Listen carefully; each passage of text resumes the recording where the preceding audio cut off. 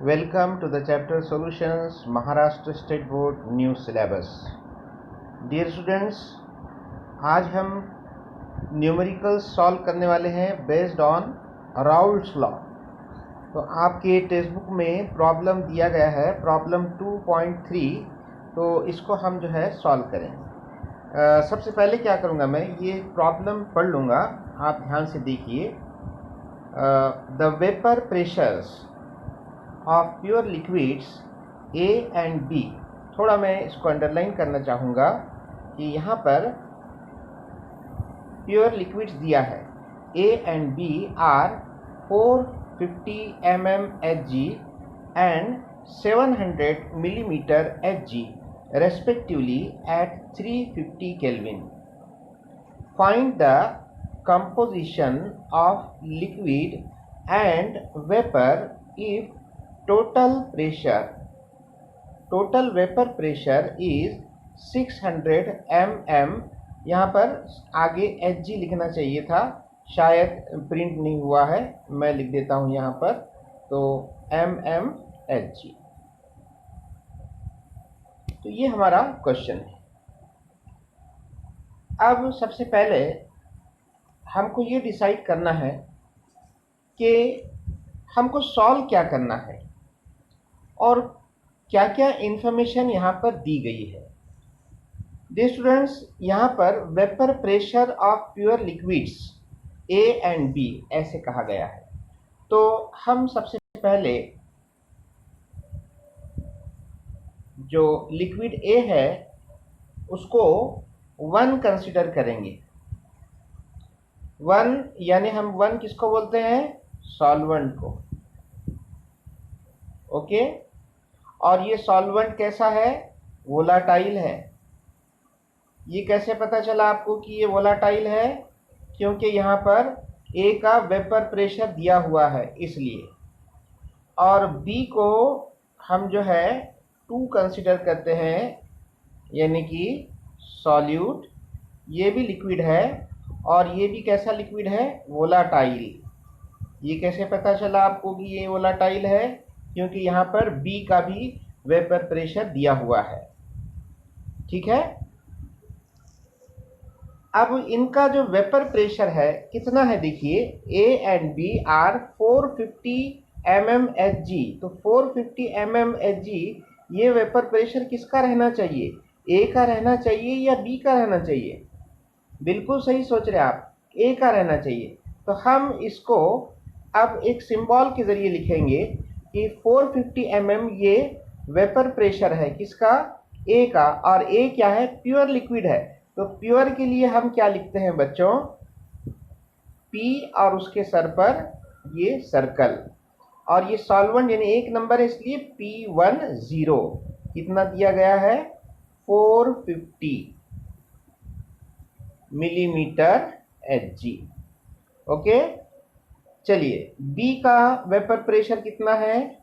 700 millimetre Hg। तो B को हमने क्या कंसीडर किया? 2 नंबर यानी कि सॉल्यूट, और ये भी जो है प्योर लिक्विड है, तो प्योर है इसलिए P0 और P20 ऐसे बोलेंगे ना। P20 इज इक्वल टू कितना आएगा?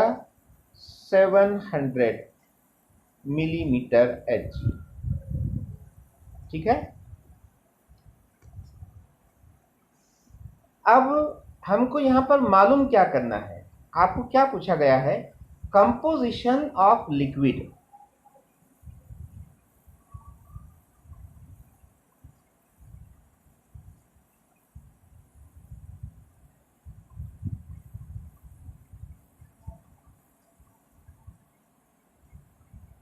तो कंपोजिशन ऑफ लिक्विड हमको मालूम करना है।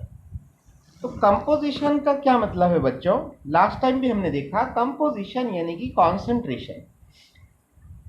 तो यहाँ पर लिक्विड में ए और बी का कॉन्सेंट्रेशन हमको मालूम करना है। दोनों भी लिक्विड है, दोनों को आपने मिक्स कर दिया, अब आपको वो सॉल्यूशन मिल गया। सॉल्यूशन असल में और कुछ नहीं बल्कि लिक्विड ही है। तो उस लिक्विड में आपको ए का कॉन्सेंट्रेशन और बी का कॉन्सेंट्रेशन मालूम करना है। तो ए को आपने 1 नंबर दिया, और कॉन्सेंट्रेशन हम किस फॉर्म में स्टडी कर रहे हैं, मोल फ्रैक्शन की फॉर्म में स्टडी कर रहे हैं। तो इसका मतलब ये हुआ कि यहाँ पर आपको क्या मालूम करना है बच्चों, x1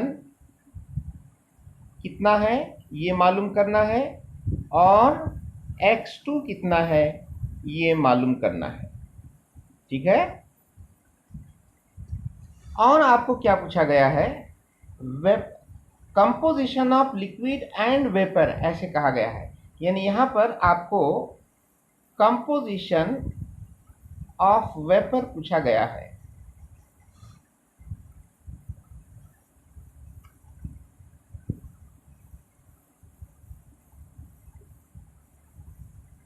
यानी कि कॉन्सेंट्रेशन किसका, ए और बी का, कौन से फेज में, वेपर फेज में, गैसियस फेज में।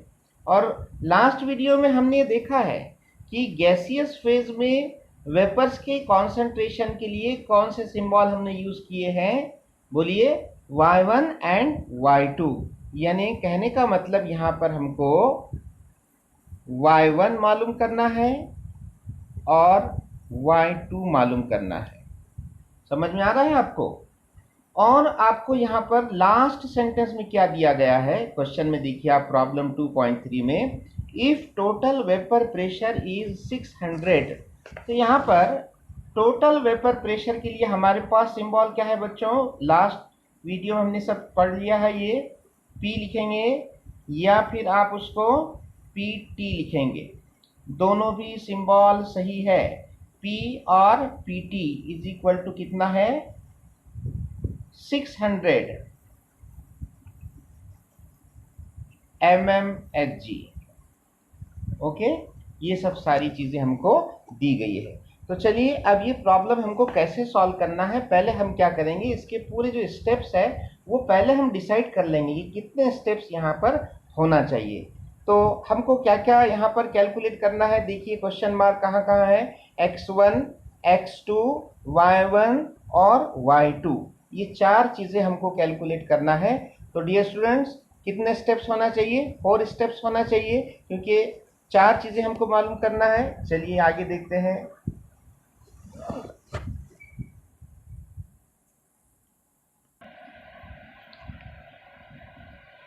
तो पहले हम स्टेप्स डिसाइड कर लेते हैं।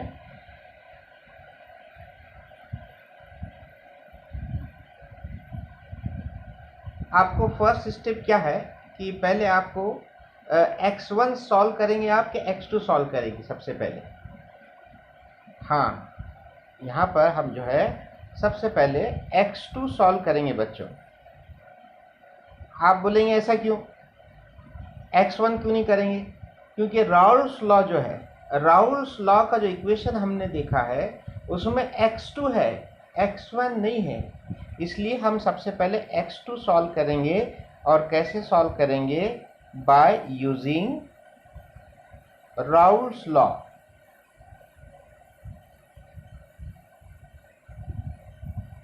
ओके, उसके बाद जो सेकंड स्टेप हमारी रहने वाली है, हमको मालूम है कि x1 plus x2 is equal to 1 होता है।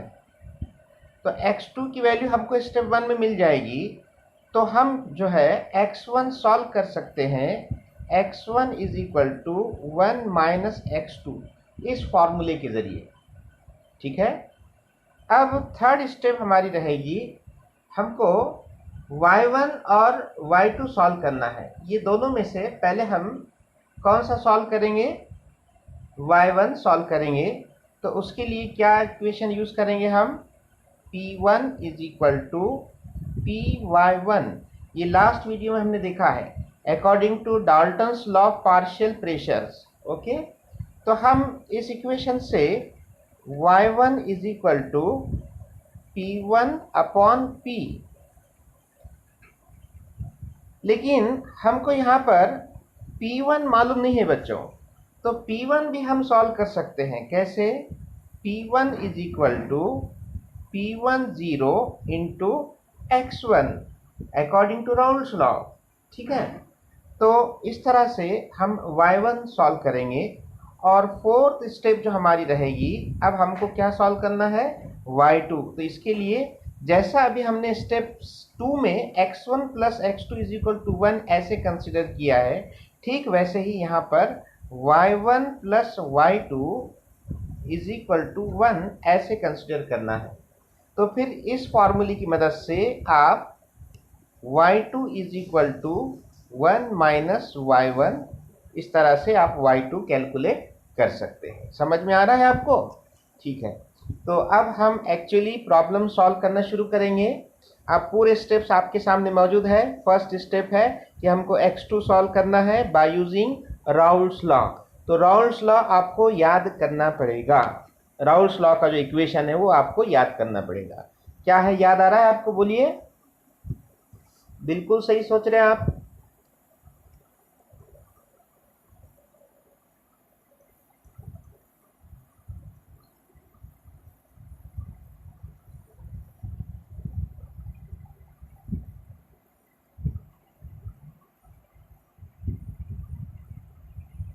ये राउल्स लॉ का इक्वेशन है। P is equal to in bracket P20 minus P10 bracket close x2 plus P10।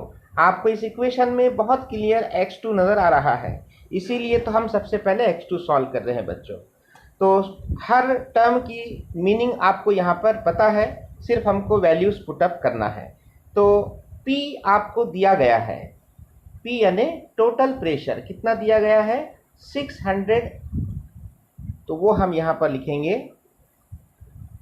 600 mmHg is equal to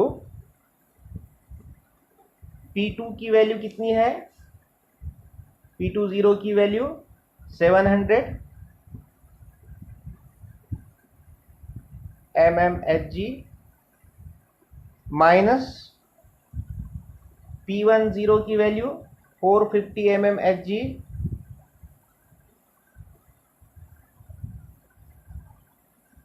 bracket close. x2 आपको कैलकुलेट करना है, plus P10 की value 450 mmHg। हर जगह हमने यूनिट लिखा है, कहीं भी हमने यूनिट को नज़रअंदाज नहीं किया है बच्चों। चलिए अब इसको हम आगे बढ़ाएंगे। इस स्टेप को क्या कर सकते हैं हम, सबसे पहले ये सब्सट्रैक्शन कर देंगे। यहाँ पर लेफ्ट साइड में कोई चेंज नहीं आएगा, left side as it is रहेगी।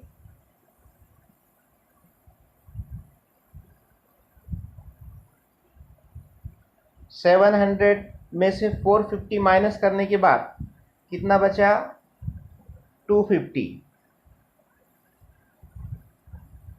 अब हम यूनिट यहाँ पर ब्रैकेट के अंदर नहीं लिखेंगे। क्यों नहीं लिखेंगे?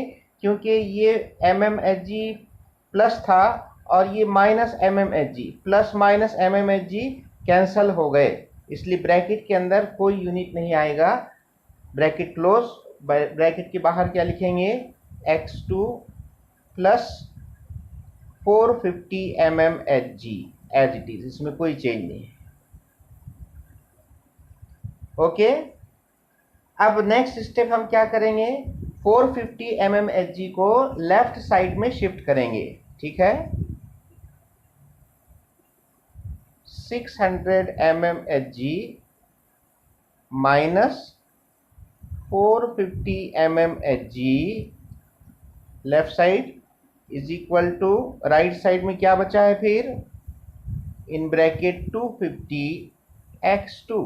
ओके, तो अब 600 में से 450 आपको माइनस करना है, और mmHg ये प्लस है और ये mmHg माइनस है, इसलिए कैंसिल हो गया। तो फिर 600 में से 450 माइनस करने के बाद कितना बचा, 150। अब कोई यूनिट नहीं है, सारे यूनिट कैंसिल हो गए। Okay, is equal to in bracket 250 as it is, bracket close, bracket के बाहर x2 लिखेंगे। समझ में आ गया आपको यहाँ तक? चलिए अब नेक्स्ट स्टेप।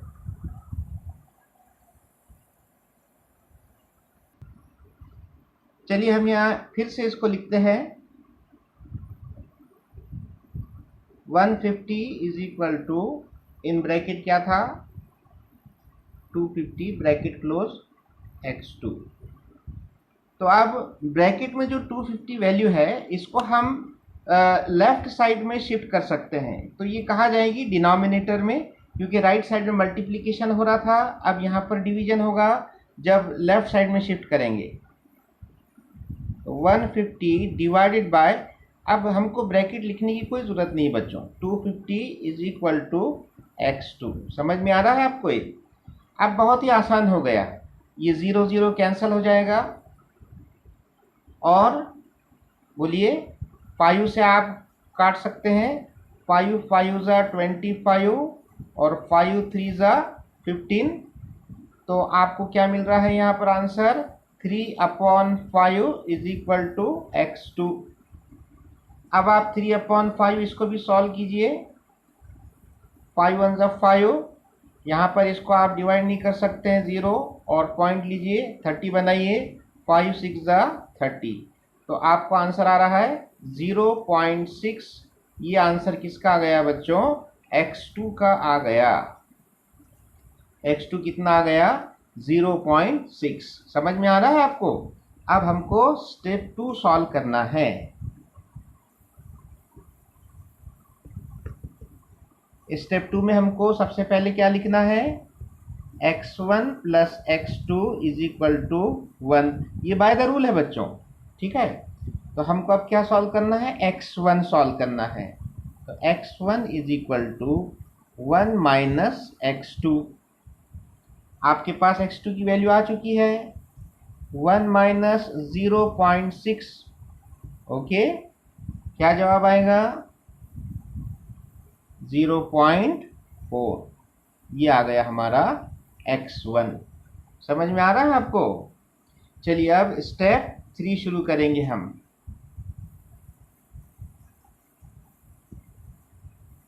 स्टेप 3 में हमको क्या सॉल्व करना है, y1। तो y1 का इक्वेशन क्या है, p1 अपॉन p। ये इक्वेशन हमको p दिया गया है, लेकिन p1 हमको नहीं दिया गया है, तो p1 हमको कैलकुलेट करना पड़ेगा, p1। तो उसके लिए हमारे पास क्या इक्वेशन है, p1 कैसे कैलकुलेट करते हैं, p1 is equal to p1 0 into x1। कौन से लॉ के हिसाब से लिखा आपने, अकॉर्डिंग टू राउल्स लॉ, ठीक है। अब आपको सिर्फ वैल्यूज पुटअप करना है। तो p1 0 की वैल्यू आपको दी गई है 450 mmHg।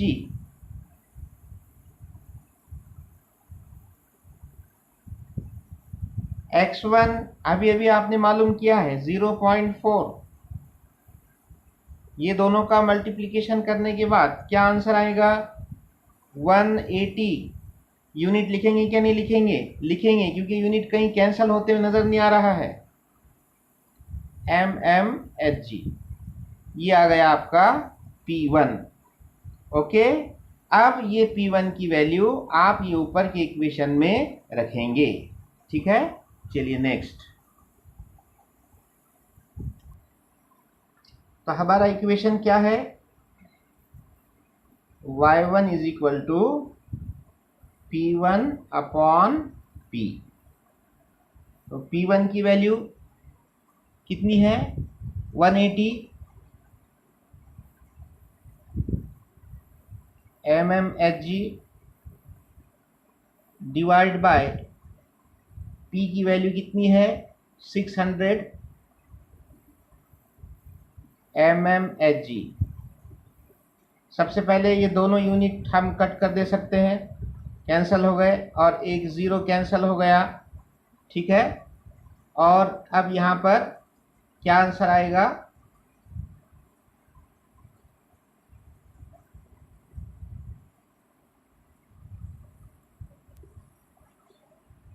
6 1 ज़ा 6, ये 0 एज इट इज, और ऊपर क्या करेंगे, 6 3 ज़ा 18, ठीक है। तो हमको आंसर क्या मिल रहा है, 3/10। तो इसका आंसर कितना आएगा, 0.3। ये क्या आ गया हमारा, y1। चलिए अब हम स्टेप 4 सॉल्व करेंगे।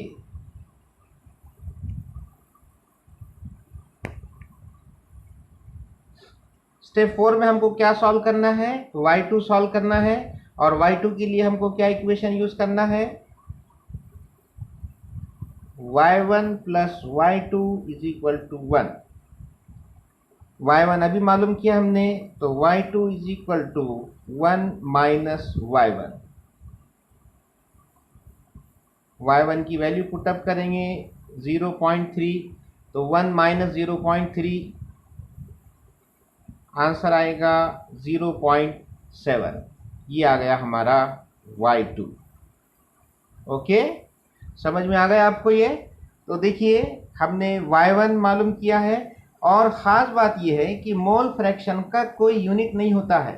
आप देखिए यहाँ पर हमने x2 का कोई यूनिट नहीं लिखा है, x1 का कोई यूनिट नहीं लिखा है, y1 का कोई यूनिट नहीं लिखा है, y2 का कोई यूनिट नहीं लिखा है, क्योंकि मोल फ्रैक्शन इज़ यूनिटलेस, और इसीलिए मोल फ्रैक्शन इस टर्म को यहाँ पर सिलेक्ट किया गया स्टडी करने के लिए। Vapour pressure against mole fraction कहा गया, क्योंकि मोल फ्रैक्शन ही सबसे अच्छा यूनिट नज़र आ रहा है, क्योंकि इसको यूनिट ही नहीं है, इसलिए सबसे अच्छी कॉन्सेंट्रेशन की ये टर्म है।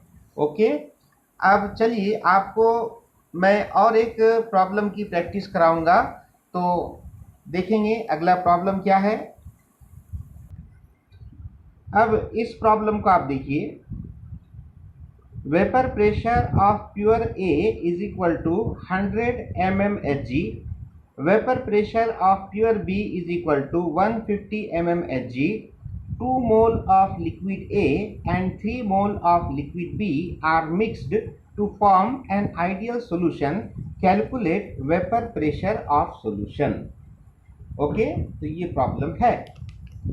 तो अब जो चीज़ें यहाँ पर जो डाटा दिया गया है वो सबसे पहले हम यहाँ पर लिखेंगे। सबसे पहला सवाल ये है कि 1 और 2 हम किसको कंसिडर करेंगे। तो उसी तरह जैसा लास्ट टाइम हमने देखा, तो A को हम क्या कंसिडर करेंगे, 1, जो A है इसको हम 1 कंसिडर करेंगे। 1 का मतलब क्या हुआ, सॉल्वेंट है, और B को हम क्या कंसिडर करेंगे, 2, यानी कि सॉल्यूट। ओके, और यहाँ पर अब 100 mmHg ये वेपर प्रेशर है, और प्योर ए का है, तो प्योर है इसलिए P0 ऐसा रहेगा, लेकिन P के बेस पर नीचे हम क्या लिखेंगे, 1 लिखेंगे, 2 लिखेंगे। ए को हमने 1 कंसिडर किया, और 100 mmHg ये वेपर प्रेशर किसका है, ए का है, इसलिए हम P1 बोलेंगे। P1 0 कितना है, 100 mmHg, और P2 0 कितना है,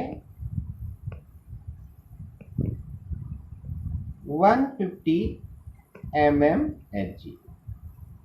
ठीक है, और आपको कैलकुलेट क्या करना है बच्चों, calculate vapour pressure of solution. बता सकते हैं आप इसका क्या सिंबल होना चाहिए, वेपर प्रेशर ऑफ सॉल्यूशन का। लास्ट वीडियो में मैंने सारी चीज़ें क्लियर की है, हर एक का सिंबल मैंने आपको बताया है, और उसको कैसे याद रखना ये भी बताया है। तो P उसका सिंबल है P, vapour pressure of solution, ये आपको मालूम करना है। सबसे पहले हम जो स्टेप्स है वो डिस्कस कर लेते हैं। तो क्या क्या स्टेप्स यहाँ पर रहना चाहिए।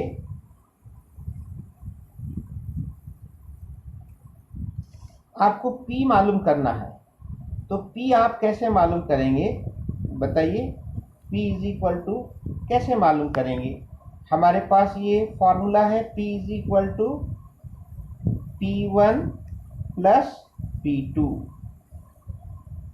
कौन से लॉ के हिसाब से, according to Dalton's law of partial pressure. ठीक है, तो P मालूम करने के लिए हम P1 प्लस P2 कर देंगे तो हमको P मालूम पड़ेगा। लेकिन अब सवाल तो ये पैदा हो रहा है कि हमको P1 और P2 मालूम नहीं है बच्चों, तो फिर P1 और P2 ये जो दिया है आपको प्रॉब्लम में, ये P1 0 P2 0 है, P1 P2 नहीं है।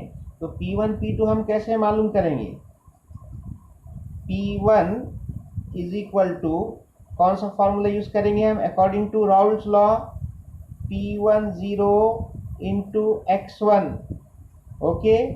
और P2 कैसे मालूम करेंगे? P2 is equal to P20 into x2। समझ में आ रहा है आपको? तो इस तरह से हम P1 P2 मालूम करेंगे। लेकिन फिर और एक नया सवाल तैयार हो गया है कि हमारे पास यहाँ पर x1 और x2 दिए हुए नहीं है प्रॉब्लम में। तो पहले हमको x1 और x2 मालूम करना पड़ेगा बच्चों। x1 और x2 मालूम करना पड़ेगा। तो अब हमारी जो फर्स्ट स्टेप है कौन सी रहेगी? ये हमारी फर्स्ट स्टेप रहेगी। कौन सी? x1 और x2 मालूम करना है। और सेकंड स्टेप कौन सी रहेगी? ये वाली रहेगी। ये दोनों भी जो है सेकंड स्टेप में आएंगे, P1 और P2 कैलकुलेट करना। और लास्ट जो थर्ड स्टेप रहेगी ये वाली रहेगी, यहाँ पर हमको P कैलकुलेट करना है, यानी कि vapour pressure of solution. Okay, यानी टोटल वेपर प्रेशर होता है, वेपर प्रेशर ऑफ सॉल्यूशन बोलते हैं हम, यानी कि टोटल ही होता है वो। ठीक है, तो अब हम स्टार्ट करते हैं। हमारी फर्स्ट स्टेप है कि हमको x1 और x2 कैलकुलेट करना है। और एक इम्पॉर्टेंट डाटा यहाँ पर दिया गया है बच्चों, 2 mole of liquid A and 3 mole of liquid B। तो मैं यहाँ पर ऐसे लिखता हूँ कि A है और B है, ये दोनों लिक्विड है, और दोनों को मिक्स करने के बाद आपको जो है क्या मिला है? सॉल्यूशन मिला है। ठीक है, तो A के कितने मोल है? 2 मोल है। B के कितने मोल है? 3 मोल है। तो टोटल नंबर ऑफ मोल्स यानी सॉल्यूशन में कितने मोल हो गए? 2 + 3 5 मोल।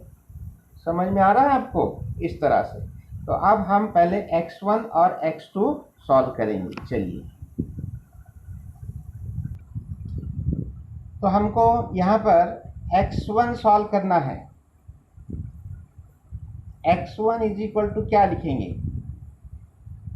Na, number of moles of A divided by number of moles of A plus number of moles of B।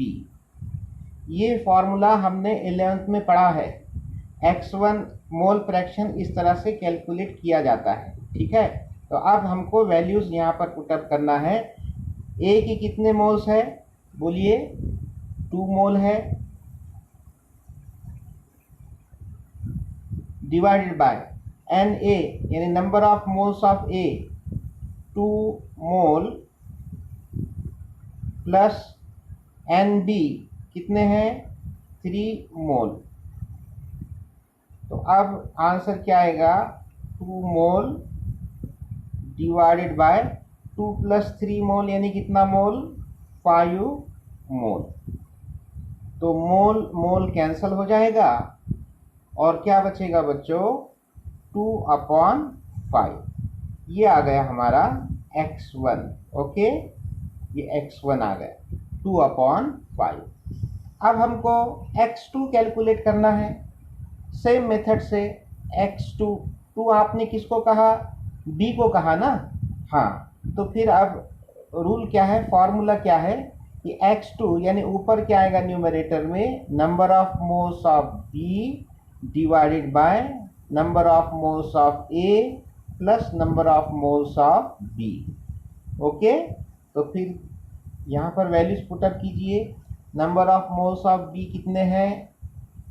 3, number of moles of A 2, number of moles of B 3। तो answer आएगा 3/5। ये यहाँ पर मोल और मोल रहेगा बच्चों,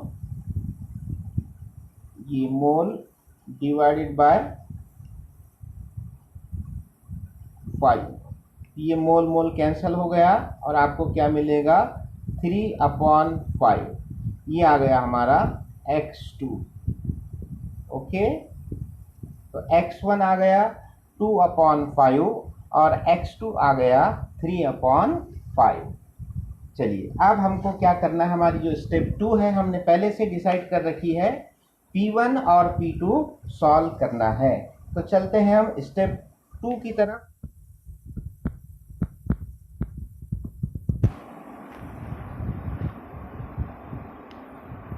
P1 is equal to P10 into x1।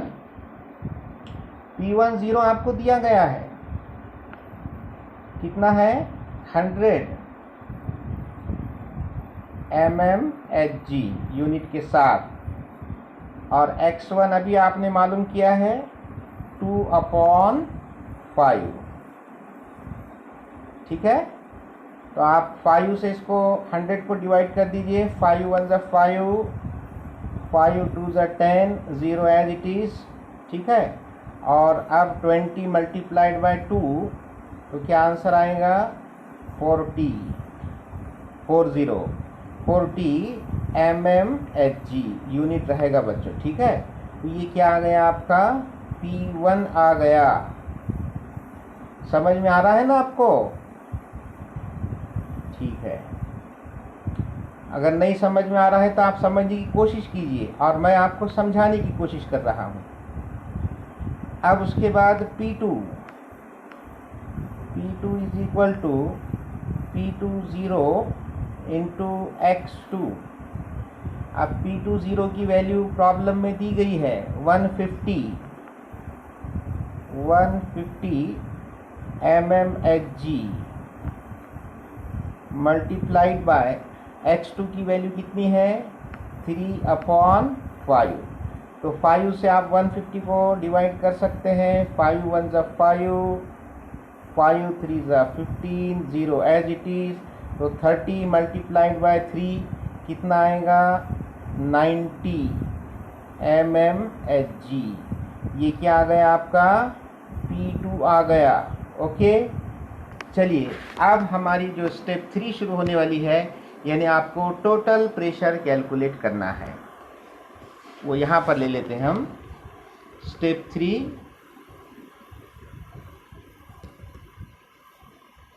P is equal to P1 plus P2। तो P1 की वैल्यू कितनी आई 40